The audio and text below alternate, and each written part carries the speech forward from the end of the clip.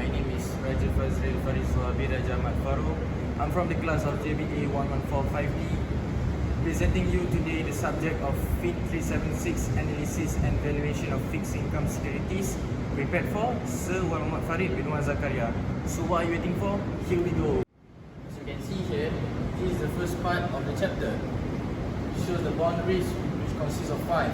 Firstly, it is interest rate risk, following with credit risk, inflation risk, liquidity risk, and reinvestment risk respectively. Firstly, the interest rate risk explains as interest rate increase, bond price decrease. Credit risk explains whereby a bond issuer are not capable to pay their principal on a schedule given.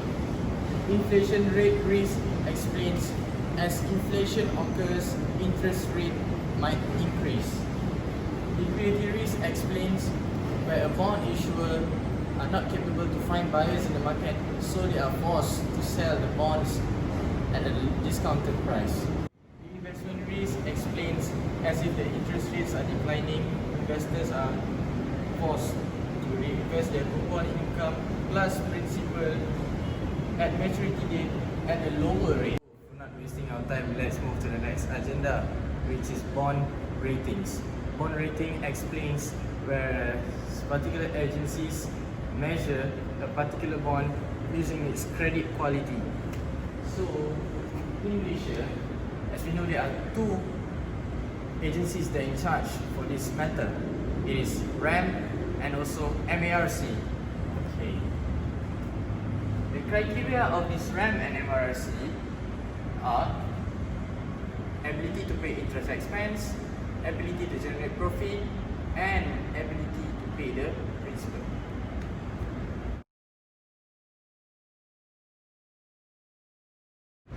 As we refer to the previous slide, it shows the rating and risk. So, following the hierarchy, it shows low risk at the top, following with least risk and high risk. So, the low risk consists of 3, which is AAA, AA, and single A. Following with least risk with BBB, double B, and single B. Last but not least, it is high risk, which consists of 2, C, and D.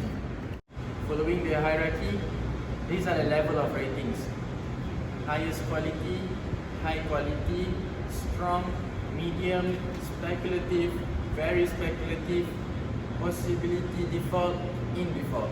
So next, we move to the types of yield curve. There are 4. Firstly, it is normal yield curve. Secondly, it is flat yield curve. Thirdly, it is AHMAD yield curve. And last but not least, it is inverse yield curve.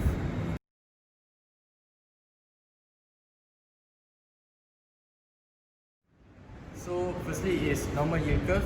Normal yield curve explains where short-term interest rates have lower yield as compared to the long-term interest rate. Nevertheless, this is due to the greater risk occurred by the long-term interest rate, as they are required to get more compensation as compared to the short-term.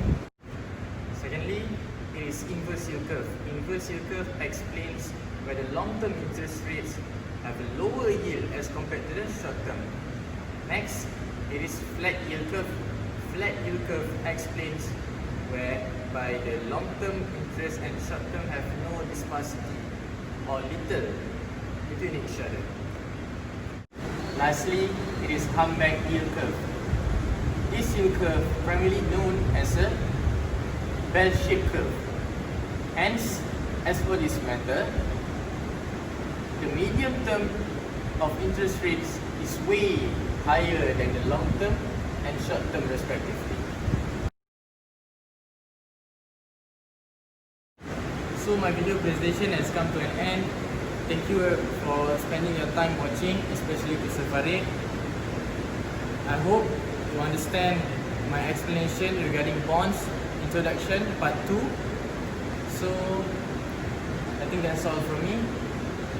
Bye and Assalamualaikum warahmatullahi wabarakatuh.